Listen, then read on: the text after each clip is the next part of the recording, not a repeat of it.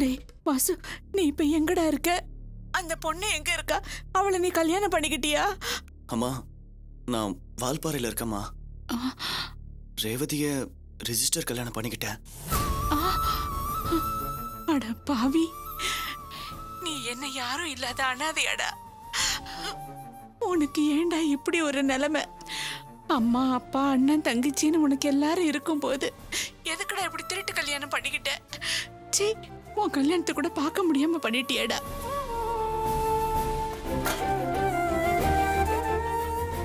அதுக்கு என்னம்மா பண்றது? சூழ்நிலை அந்த மாதிரி அமைஞ்சு போச்சுமா. என்னடா பெரிய சூழ்நிலை? உன்னால குடும்பத்துக்கு எவ்வளவு பெரிய அவமானம் தெரியுமா?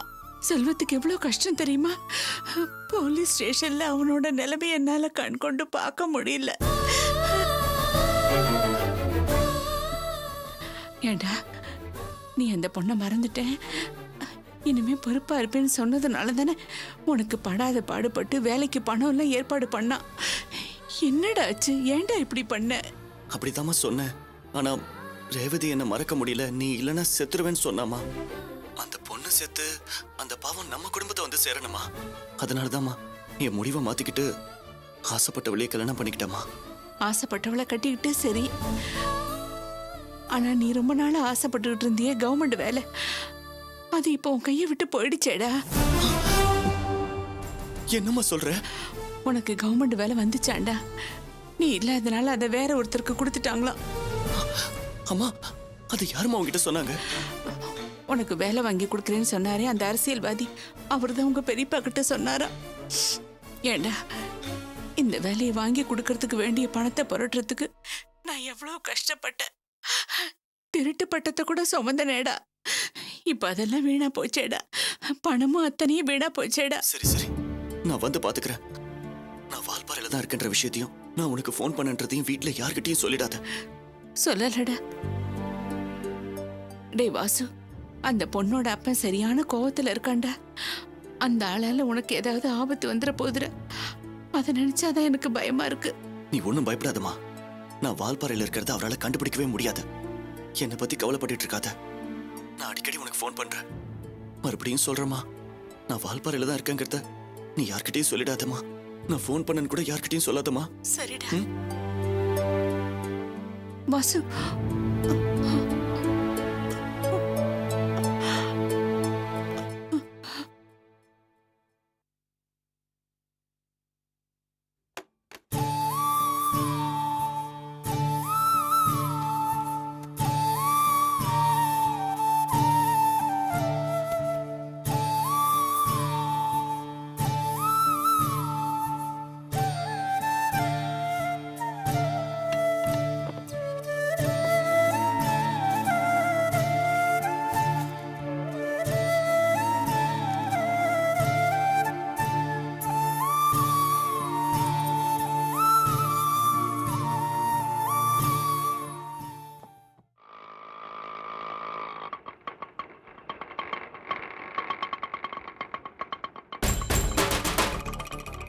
இந்தாங்க.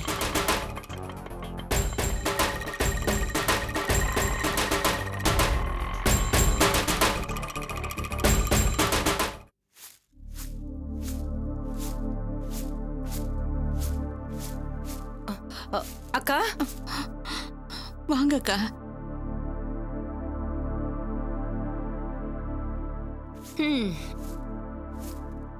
என்னக்கா இப்படியெல்லாம் நடந்து போச்சு? விஷயத்தை கேள்விப்பட்டதும் மனசே தாங்கலக்கா. ஸ்டேஷன்லயே வந்து பார்க்கணும்னு நினைச்சேன்க்கா. எனக்கு அந்த பைக் ஆக்சிடென்ட் நடந்ததுல இருந்து உடம்புக்கே ரொம்ப முடியல. டாக்டர் நல்லா ரெஸ்ட் எடுத்துக்க சொன்னாங்க. அதான்க்கா வந்து பார்க்க முடியல. என்ன கொடுமைக்கா இது? குடும்பத்தோட கொண்டு போய் உள்ள வச்சுட்டாங்க. என்னக்கா பண்றது? அவனுக்கு பணம் செல்வாக்கு எல்லாம் இருக்கு. அவன் சொல்றது தானே போலீஸும் கேக்குது. பாவிங்க, படிக்கிற பொண்ணுன்னு கூட பார்க்காம ராணியும் கூட்டிட்டு போய் ஸ்டேஷன்ல வச்சுட்டாங்க. ஆமாக்கா, செல்வத்தை வெளியே விட மாட்டேன்னு சொல்லிட்டாங்களாமே. ஆமாக்கா, ஓடி போன வாசுவும் அந்த பொண்ணு திரும்பி வந்தாதான் செல்வத்தை வெளியே விடுவேன்னு சொல்லிட்டாங்க. செல்வம் பாவம்க்கா. அந்த போலீஸ்காரங்க அவனை மாட்ட அடிக்கிற மாதிரி அடிச்சிட்டாங்க. அவனை கண் கொண்டு பாக்குறதுக்கே எனக்கு கஷ்டமா இருக்குக்கா. இருக்காதாக்கா பின்ன? செல்வத்தை நீங்க மூத்த தாரத்து புள்ளையாவா நினைச்சிட்டு இருக்கீங்க? உங்க மூத்த புள்ளையா தானே நினைச்சிட்டு இருக்கீங்க. அவனுக்கு ஏதாவது ஒண்ணுன்னா உங்களால தாங்க முடியுமா? என்ன பண்றது? வாசு வந்தாதான் செல்வத்தை வெளியே விடுவோம்னு சொல்லிட்டாங்கன்னு சொல்றீங்க. வாசுவை எங்கக்கா போய் தேடுறது? அக்கா, வாசுவை பத்தி ஏதாவது தகவல் கிடைச்சதாக்கா? அக்கா, இப்பதான்க்கா வாசு வால்பாறையில இருந்து ஃபோன் பண்ணா. என்னக்கா, வால்பாறையில இருந்து வாசு ஃபோன் பண்ணனா? ராணி வராமல பேசுங்க. ராணி, அக்காவுக்கு டீ போட்டு எடுத்துட்டு வாமா. குடிக்க தண்ணி இல்லம்மா, எடுத்துட்டு வந்துட்டு டீ போட்டு தரேன். சரி.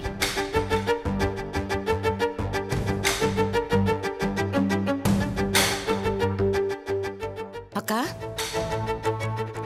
என்னக்கா, ஏதோ வாசு ஃபோன் பண்ணான்னு சொன்னீங்க? வாசு வந்தாதான் செல்வத்தை வெளியே விடுவேன்னு சொல்லிட்டாங்க. இந்த வாசு என்னடானா நான் இருக்கிற இடத்த யாருக்கிட்டயுமே சொல்லாதேன்னு சொல்லிட்டான். இப்ப செல்வத்தை காப்பாத்தணும்னா வாசு வர்றதை தவிர வேற வழியே இல்லையக்கா. இப்ப இந்த சிக்கலை எப்படி தீர்க்கறதுன்னு தான் நான் குழம்பிட்டு இருந்தேன். நல்ல சமயத்துல நீங்க வந்தீங்கக்கா. ஏங்கா, ராணி இருக்கா மெதுவா பேசுன்னு சொன்னீங்க. வாசு ஃபோன் பண்ணது ராணிக்கு தெரியாதா? ஆமாக்கா, நான் போனை எடுத்து பேசினதுமே நான் தான் பேசுறேன்னு வீட்டுல யாருக்குமே தெரிய வேண்டான்னு சொல்லிட்டான். ஓ, அது மட்டும் இல்லக்கா, வாசுவுக்கும் அந்த பொண்ணுக்கும் கல்யாணம் ஆயிடுச்சான். இன்னும் கொஞ்ச நாள்ல நான் வந்துருவேன். அது வரைக்கும் நான் ஃபோன் பேசினதோ நான் எங்க இருக்கேன்ற விஷயமோ யாருக்கும் தெரிய வேண்டான்னு சொல்லிட்டாங்க்கா. வாசு சொன்னதாங்க கரெக்ட். வாசு இருக்கிற இடத்தையோ வாசு ஃபோன் பண்ணதையோ தயவு செஞ்சு யார்கிட்டயும் சொல்லாதீங்க. என்னக்கா சொல்றீங்க? அப்பன்னா செல்வத்தோட கதி. ஏற்கனவே போலீஸ்காரங்க அவனை அடிச்சு சித்திரவதை பண்றாங்க. அடிக்கிறாங்க அவ்வளவுதானே, சாகடிச்சு இல்லையே. ஆனா வாசு இருக்கிற இடத்த நீங்க சொல்லிட்டீங்கன்னா அந்த பொண்ணோட அப்பன் கண்டுபிடிச்சி வாசுவை கண்டந்துண்டமா வெட்டி போட்டுட்டு அவன் பொண்ணை கூட்டிட்டு போயிடுவான். அப்புறம் உங்க பையனை நீங்க கண்ணால கூட பார்க்க முடியாதுக்கா. பொண்ணோட அப்பனுக்கு கோபம் தீர்ற வரைக்கும் வாசு இருக்கிற இடம் வெளியே தெரியாம இருக்கிறது தான் அவன் உயிருக்கு பாதுகாப்பு. அப்படின்னா செல்வத்தோட நிலைமை? செல்வத்தை ஸ்டேஷன்ல வச்சு அடிப்பாங்க பிடிப்பாங்களே தவிர உயிருக்கு எந்த ஆபத்தும் வராது. ஆனா நீங்க உண்மையை சொல்லிட்டீங்கன்னா வாசுவை உயிரோடவே பார்க்க முடியாது. வாசுவோட உயிர் முக்கியமா, செல்வம் வெளியே வர்றது முக்கியமா? மூத்த தாரத்து புள்ள மேல இருக்கிற அக்கறையில நீங்க பெத்த புள்ளைய பலி கொடுக்க போறீங்களா? வாசு சொன்ன மாதிரி கொஞ்ச நாளைக்கு இந்த விஷயத்த காதும் வச்ச மாதிரி மறைச்சிடுங்க. கொஞ்ச நாள்ல அந்த பொண்ணோட அப்பனுக்கு கோவம் குறைஞ்சிடும். வாசுவுக்கும் எந்த பிரச்சனையும் இருக்காது. செல்வமும் வெளில வந்துருவான்.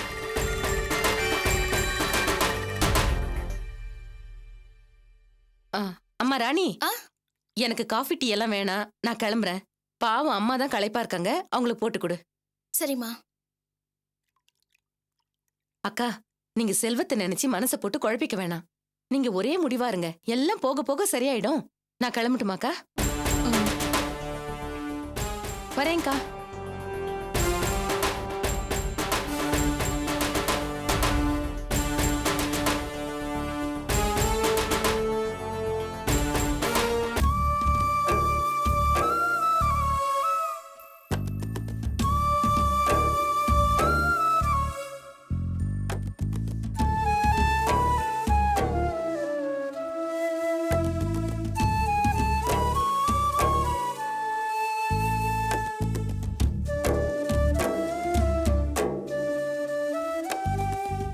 அர்ச்சனா, அர்ச்சனா வந்து சாப்பிடு. காலையில இருந்து சாப்பிடாம உட்காந்துட்டு இருக்க, கொஞ்சமாவது வந்து சாப்பிடுமா.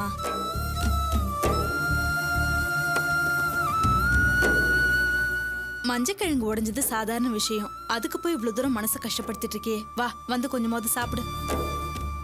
வேண்டாம், நீ கொஞ்சமாவது சாப்பிட அர்ச்சனா. கடைக்கு போயிருக்கிற அத்தை உன்னை சாப்பிட வைக்க சொல்லிருக்காங்க. நீ சாப்பிடலன்னா வந்த உடனே என்னதான் திட்டுவாங்க. வா. ஏன் வேண்டாம், நீ என்ன வற்புறுத்தாதீங்க, விட்டுருங்க. அர்ச்சனா, என்னமாச்சு? பாருங்க மாமா, நான் எவ்வளவு சொல்லியும் சாப்பிடவே வரமாட்டேங்கிறா. தாலியில இருந்த மஞ்சக்கிழங்கு ரெண்டா உடைஞ்சிருச்சுப்பா. அப்போல இருந்து என் மனசே சரியில்லை. ஏதாவது அபசகுணமா நடந்துருமோன்னு பயமா இருக்கு. அவருக்கு ஏதாவது ஆயிருக்குமோன்னு எனக்கு ரொம்ப கவலையா இருக்குப்பா. என்னால எந்த வேலையை செய்ய முடியல. கடவுள் சரியாத்தாமா காமிச்சிருக்கான். நீ பயந்தது சரிதான். உனக்கு தாலி கட்டினவனுக்கு ஆபத்துமா. என்னப்பா சொல்றீங்க? ஆமாமா, மாப்பிள்ளைய ஸ்டேஷன்ல வச்சு மாட்டை அடிக்கிற மாதிரி அடிச்சிருக்கானுங்கம்மா. மனுஷனை நார் நாரா கிழிச்சிட்டானுங்க. அப்பா, என்னப்பா சொல்றீங்க? ஸ்டேஷனுக்கு போய் மாப்பிள்ளைய பார்த்துட்டு தாம்மா வர. அவரை என்னால பார்க்க முடியலம்மா. முகமெல்லாம் ரத்தம், உடம்பெல்லாம் காயம். அந்த இன்ஸ்பெக்டர் அப்படி போட்டு அடிச்சிருக்காம்மா. மாப்பிள்ளைக்கு இப்படி ஒரு நிலைமையானே துடிச்சு போயிட்டேம்மா. எனக்கு தெரிஞ்ச அரசியல்வாதியை கூட்டிட்டு போனேம்மா. மற்றவங்க எல்லாரையும் விட்டுட்டாங்க. ஆனா அந்த இன்ஸ்பெக்டர் மாப்பிள்ளையை மட்டும் விட மாட்டேன், வாசு வந்தாதான் விடுவேன்னு சொல்லிட்டாருமா. எனக்கு என்ன பண்றதுன்னு தெரியாம வந்துட்டேன். மாப்பிள்ளை அங்க அடிபட்டு கிடக்கிறது தான் இங்கே கடவுள் உனக்கு காமிச்சிருக்காரு போல இருக்கு. அவர் உயிருக்கு ஏதாவது ஆபத்தாப்பா? உயிருக்கு ஒன்றும் ஆபத்து இல்லைம்மா, பலமா அடிச்சிருக்காங்க. அரசியல்வாதி மிரட்டிட்டு வந்திருக்காரு. அதனால இனிமே எதுவும் செய்ய மாட்டாங்கன்னு நினைக்கிறேன். நீ பயப்படாத இருமா. எனக்கு அவரை உடனே பார்க்கணும்பா. ஆமாம்மா, நீ உடனே போய் அவரை பார்த்தாதான் அவர் மனசுக்கும் ஆறுதலா இருக்கும். புறப்படுமா. என்ன மாமா நீங்க? அவதான் ஏதோ தவிக்கிறா துடிக்கிறானா நீங்க போலான்னு சொல்றீங்க?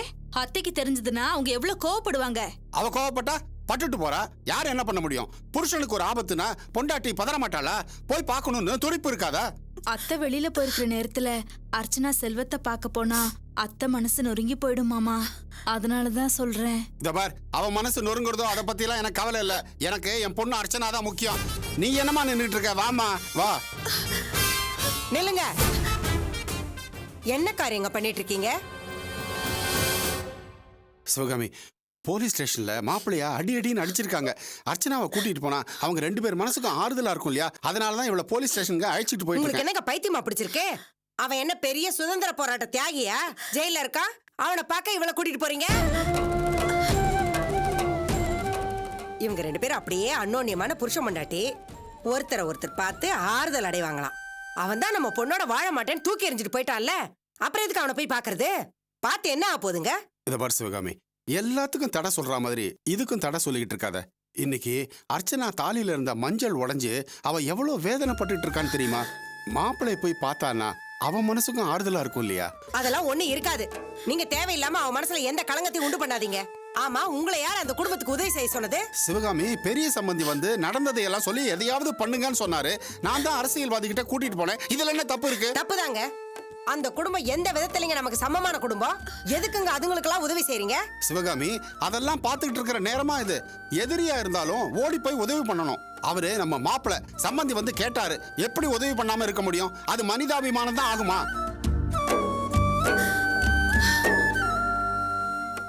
அதுங்க மனுஷங்களே கிடையாது. அதுங்களுக்கு என்ன மனிதாபிமானம் வேண்டி கிடக்கு?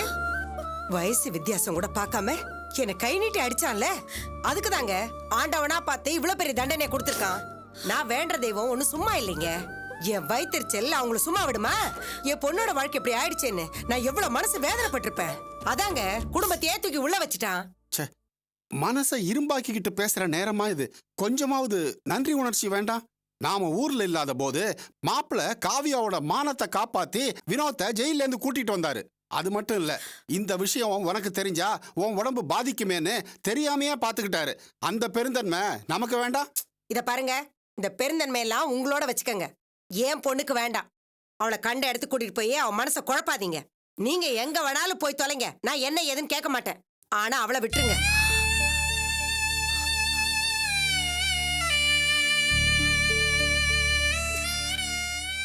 அர்ச்சனா, நான் என்னம்மா பண்றது?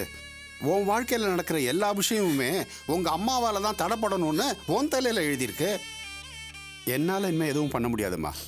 இந்த விஷயத்துல இனிமே நீதான் முடிவு எடுக்கணும். அத்தை, அர்ச்சனா இன்னும் சாப்பிடாம ஏதோ பறி கொடுத்த மாதிரி உட்கார்ந்துட்டு இருக்கா. மாமா வேற எதையோ சொல்லி அவ மனசை இன்னும் குழப்பி விட்டுட்டாரு. என்ன பண்றதுன்னே தெரியல அத்தை.